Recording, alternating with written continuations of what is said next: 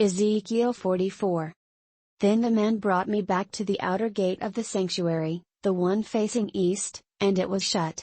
The Lord said to me, "This gate is to remain shut. It must not be opened, no one may enter through it. It is to remain shut because the Lord, the God of Israel, has entered through it. The prince himself is the only one who may sit inside the gateway to eat in the presence of the Lord. He is to enter by way of the portico of the gateway and go out the same way." Then the man brought me by way of the north gate to the front of the temple. I looked and saw the glory of the Lord filling the temple of the Lord, and I fell face down. The Lord said to me, "Son of man, look carefully, listen closely and give attention to everything I tell you concerning all the regulations regarding the temple of the Lord. Give attention to the entrance of the temple and all the exits of the sanctuary. Say to the rebellious house of Israel, 'This is what the sovereign Lord says, enough of your detestable practices, O house of Israel. In addition to all your other detestable practices, you brought foreigners uncircumcised in heart and flesh into my sanctuary, desecrating my temple while you offered me food, fat and blood, and you broke my covenant. Instead of carrying out your duty in regard to my holy things, you put others in charge of my sanctuary. This is what the sovereign Lord says, no foreigner uncircumcised in heart and flesh is to enter my sanctuary, not even the foreigners who live among the Israelites. The Levites who went far from me when Israel went astray and who wandered from me after their idols must bear the consequences of their sin. They may serve in my sanctuary, having charge of the gates of the temple and serving in it. They may slaughter the burnt offerings and sacrifices for the people and stand before the people and serve them. But because they served them in the presence of their idols and made the house of Israel fall into sin, therefore I have sworn with uplifted hand that they must bear the consequences of their sin, declares the sovereign Lord. They are not to come near to serve me as priests or come near any of my holy things or my most holy offerings. They must bear the shame of their detestable practices. Yet I will put them in charge of the duties of the temple and all the work that is to be done in it. But the priests, who are Levites and descendants of Zadok and who faithfully carried out the duties of my sanctuary when the Israelites went astray from me, are to come near to minister before me. They are to stand before me to offer sacrifices of fat and blood, declares the sovereign Lord. They alone are to enter my sanctuary, they alone are to come near my table to minister before me and perform my service. When they enter the gates of the inner court, they are to wear linen clothes. They must not wear any woolen garment while ministering at the gates of the inner court or inside the temple. They are to wear linen turbans on their heads and linen undergarments around their waists. They must not wear anything that makes them perspire. When they go out into the outer court where the people are, they are to take off the clothes they have been ministering in and are to leave them in the sacred rooms, and put on other clothes, so that they do not consecrate the people by means of their garments. They must not shave their heads or let their hair grow long, but they are to keep the hair of their heads trimmed. No priest is to drink wine when he enters the inner court. They must not marry widows or divorced women. They may marry only virgins of Israelite descent or widows of priests. They are to teach my people the difference between the holy and the common and show them how to distinguish between the unclean and the clean. In any dispute, the priests are to serve as judges and decide it according to my ordinances. They are to keep my laws and my decrees for all my appointed feasts, and they are to keep my Sabbaths holy. A priest must not defile himself by going near a dead person. However, if the dead person was his father or mother, son or daughter, brother or unmarried sister, then he may defile himself. After he is cleansed, he must wait 7 days. On the day he goes into the inner court of the sanctuary to minister in the sanctuary, he is to offer a sin offering for himself, declares the sovereign Lord. I am to be the only inheritance the priests have. You are to give them no possession in Israel, I will be their possession.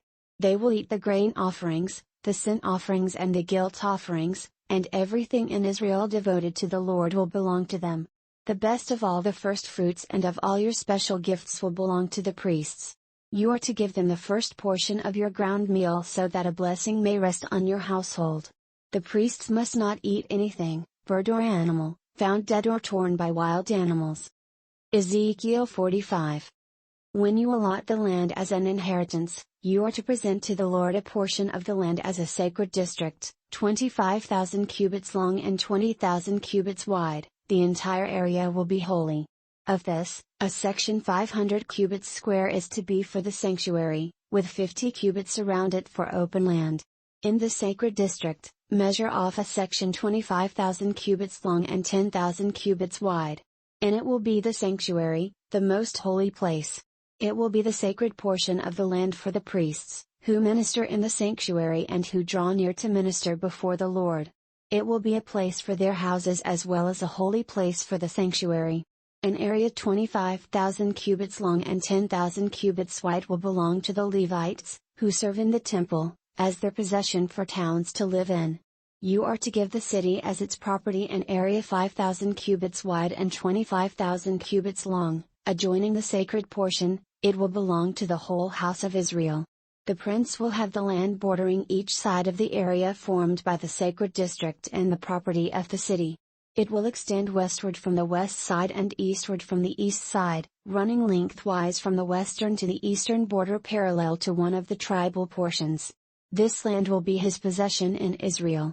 And my princes will no longer oppress my people but will allow the house of Israel to possess the land according to their tribes. This is what the sovereign Lord says: You have gone far enough, O princes of Israel. Give up your violence and oppression and do what is just and right. Stop dispossessing my people, declares the sovereign Lord. You are to use accurate scales, an accurate ephah and an accurate bath. The ephah and the bath are to be the same size, the bath containing 1/10 of a homer and the ephah 1/10 of a homer. The homer is to be the standard measure for both. The shekel is to consist of 20 gerahs. 20 shekels plus 25 shekels plus 15 shekels equal 1 mina. This is the special gift you are to offer, 1/6 of an ephah from each homer of wheat and 1/6 of an ephah from each homer of barley.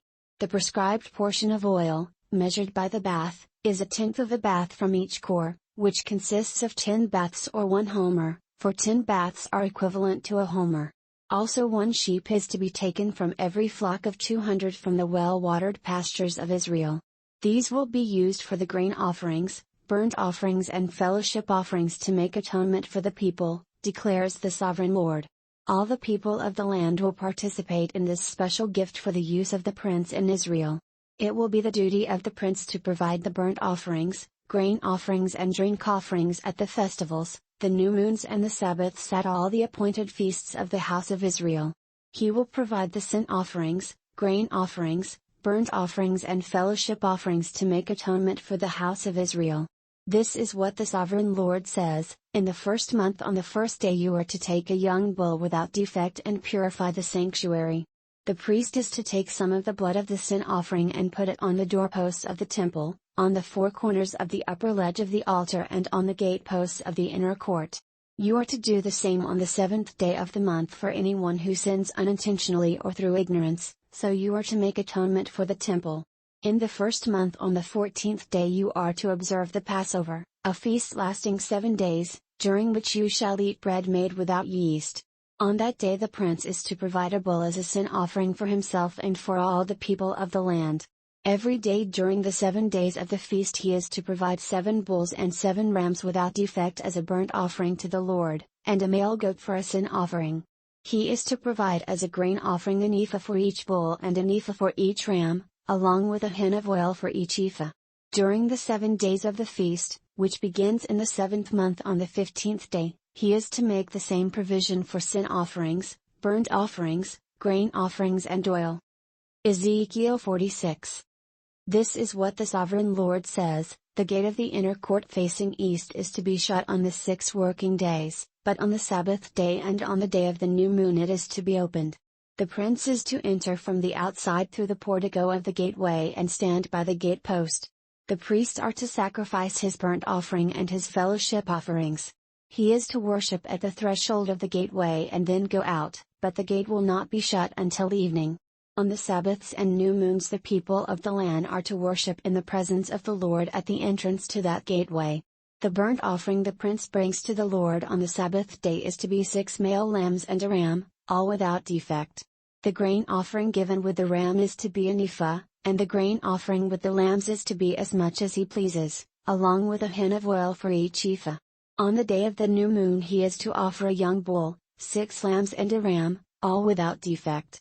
He is to provide as a grain offering 1 ephah with the bull, 1 ephah with the ram, and with the lambs as much as he wants to give, along with a hin of oil with each ephah. When the prince enters, he is to go in through the portico of the gateway, and he is to come out the same way. When the people of the land come before the Lord at the appointed feasts, whoever enters by the north gate to worship is to go out the south gate, and whoever enters by the south gate is to go out the north gate. No one is to return through the gate by which he entered, but each is to go out the opposite gate. The prince is to be among them, going in when they go in and going out when they go out.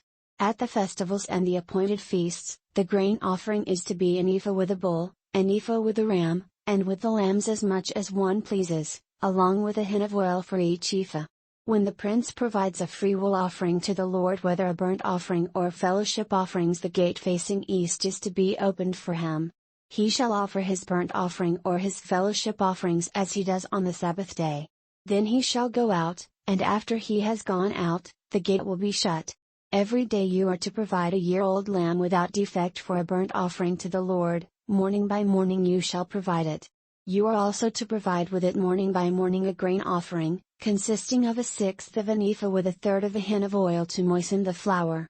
The presenting of this grain offering to the Lord is a lasting ordinance. So the lamb and the grain offering and the oil shall be provided morning by morning for a regular burnt offering. This is what the sovereign Lord says: if the prince makes a gift from his inheritance to one of his sons, it will also belong to his descendants, it is to be their property by inheritance. If, however, he makes a gift from his inheritance to one of his servants, the servant may keep it until the year of freedom, then it will revert to the prince. His inheritance belongs to his sons only, it is theirs. The prince must not take any of the inheritance of the people, driving them off their property. He is to give his sons their inheritance out of his own property, so that none of my people will be separated from his property. Then the man brought me through the entrance at the side of the gate to the sacred rooms facing north, which belonged to the priests, and showed me a place at the western end. He said to me, "This is the place where the priests will cook the guilt offering and the sin offering and bake the grain offering, to avoid bringing them into the outer court and consecrating the people." He then brought me to the outer court and led me around to its 4 corners, and I saw in each corner another court. In the 4 corners of the outer court were enclosed courts, 40 cubits long and 30 cubits wide. Each of the courts in the 4 corners was the same size. Around the inside of each of the 4 courts was a ledge of stone, with places for fire built all around under the ledge. He said to me, "These are the kitchens where those who minister at the temple will cook the sacrifices of the people." Ezekiel 47. The man brought me back to the entrance of the temple, and I saw water coming out from under the threshold of the temple toward the east, for the temple faced east. The water was coming down from under the south side of the temple, south of the altar. He then brought me out through the north gate and led me around the outside to the outer gate facing east, and the water was flowing from the south side. As the man went eastward with a measuring line in his hand, he measured off 1,000 cubits and then led me through water that was ankle deep. He measured off another 1,000 cubits and led me through water that was knee deep. He measured off another 1,000 and led me through water that was up to the waist. He measured off another 1,000, but now it was a river that I could not cross, because the water had risen and was deep enough to swim in a river that no one could cross. He asked me, "Son of man, do you see this?" Then he led me back to the bank of the river. When I arrived there, I saw a great number of trees on each side of the river. He said to me, "This water flows toward the eastern region and goes down into the Arabah, where it enters the sea. When it empties into the sea, the water there becomes fresh. Swarms of living creatures will live wherever the river flows. There will be large numbers of fish, because this water flows there and makes the salt water fresh, so where the river flows everything will live. Fishermen will stand along the shore, from En-Gedi to En-Eglalim there will be places for spreading nets. The fish will be of many kinds like the fish of the Great Sea. But the swamps and marshes will not become fresh, they will be left for salt. Fruit trees of all kinds will grow on both banks of the river. Their leaves will not wither, nor will their fruit fail. Every month they will bear, because the water from the sanctuary flows to them. Their fruit will serve for food and their leaves for healing. This is what the Sovereign Lord says: "These are the boundaries by which you are to divide the land for an inheritance among the 12 tribes of Israel, with 2 portions for Joseph. You are to divide it equally among them. Because I swore with uplifted hand to give it to your forefathers, this land will become your inheritance. This is to be the boundary of the land. On the north side it will run from the Great Sea by the Hethlon road past Lebo-Hamath to Zedad, Berotha and Sibraim, which lies on the border between Damascus and Hamath, as far as Hazer Hatticon, which is on the border of Horon. The boundary will extend from the sea to Hasarinon, along the northern border of Damascus, with the border of Hamath to the north. This will be the north boundary. On the east side the boundary will run between Haran and Damascus, along the Jordan between Gilead and the land of Israel, to the eastern sea and as far as Tamar. This will be the east boundary. On the south side it will run from Tamar as far as the waters of Meribah Kadesh, Thej along the way to South Egypt to the Great Sea. This will be the south boundary. On the west side, the Great Sea will be the boundary to a point opposite Lebo-Hamath. This will be the west boundary. You are to distribute this land among yourselves according to the tribes of Israel. You are to allot it as an inheritance for yourselves and for the aliens who have settled among you and who have children. You are to consider them as native-born Israelites. Along with you they are to be allotted an inheritance among the tribes of Israel. In whatever tribe the alien settles, there you are to give him his inheritance, declares the Sovereign Lord. Ezekiel 48. These are the tribes, listed by name. At the northern frontier, Dan will have 1 portion. It will follow the Hethlon road to Lebo-Hamath. Hazar-Enon and the northern border of Damascus next to Hamath will be part of its border from the east side to the west side. Asher will have 1 portion. It will border the territory of Dan from east to west. Naphtali will have 1 portion. It will border the territory of Asher from east to west. Manasseh will have 1 portion. It will border the territory of Naphtali from east to west. Ephraim will have 1 portion. It will border the territory of Manasseh from east to west. Reuben will have 1 portion. It will border the territory of Ephraim from east to west. Judah will have 1 portion. It will border the territory of Reuben from east to west. Bordering the territory of Judah from east to west will be the portion you are to present as a special gift. It will be 25,000 cubits wide, and its length from east to west will equal one of the tribal portions. The sanctuary will be in the center of it. The special portion you are to offer to the Lord will be 25,000 cubits long and 10,000 cubits wide. This will be the sacred portion for the priests. It will be 25,000 cubits long on the north side, 10,000 cubits wide on the west side, 10,000 cubits wide on the east side and 25,000 cubits long on the south side. In the center of it will be the sanctuary of the Lord. This will be for the consecrated priests, the Zadokites, who were faithful in serving me and did not go astray as the Levites did when the Israelites went astray. It will be a special gift to them from the sacred portion of the land, a most holy portion, bordering the territory of the Levites. Alongside the territory of the priests, the Levites will have an allotment 25,000 cubits long and 10,000 cubits wide. Its total length will be 25,000 cubits and its width 10,000 cubits. They must not sell or exchange any of it. This is the best of the land and must not pass into other hands, because it is holy to the Lord. The remaining area, 5,000 cubits wide and 25,000 cubits long, will be for the common use of the city, for houses and for pastureland. The city will be in the center of it. And will have these measurements: the north side 4,500 cubits, the south side 4,500 cubits, the east side 4,500 cubits, and the west side 4,500 cubits.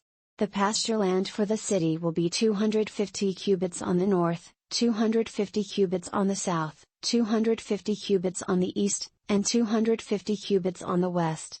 What remains of the area, bordering on the sacred portion and running the length of it, will be 10,000 cubits on the east side and 10,000 cubits on the west side.